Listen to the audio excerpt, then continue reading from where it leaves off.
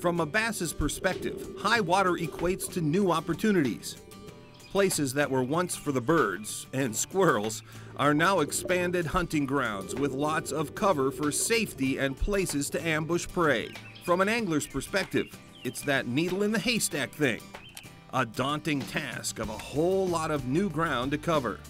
Big bass. Yeah, that's a good one there. Look at that one. Oh, big, nice one. Nice. Oh, whoa. Look at There's that. two of Another with them. There's two of them.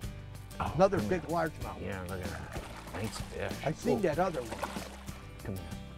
Look at that guy there. That's a good one. Come on. Look at that. There we go. Oh, look at that one there, Al. Oh, come here. Oh, man. He had a buddy with him. Look at that. That's a nice one.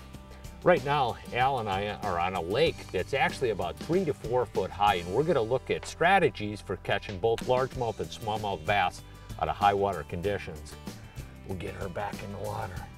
The bay we're in right now has got a marking about 5.5 feet of water. Normally this is choked with weeds, you can't even get here. You know, you take 4 feet of water out of here.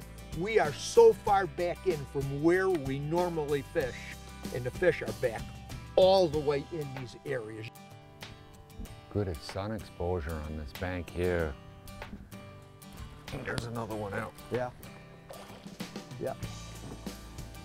You know, right in this lake right now, there's just tremendous fields of flooded cover.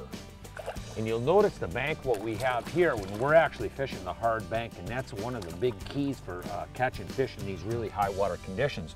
So many people would have the tendency to, you know, when you see those big fields of wood, to go flipping through there, but realistically, a lot of times the real key is to get back where you don't have so much inundated, flooded cover. You can actually access the fish with the, as you see here, the sharper banks, and where you're fishing directly on the hard bank is one of the real keys.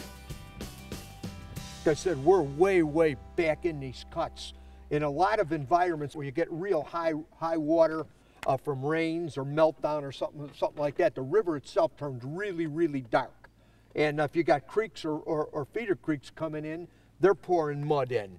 What we do in a lot of these conditions, you get to these dead-end coves with a lot of cover way, way back.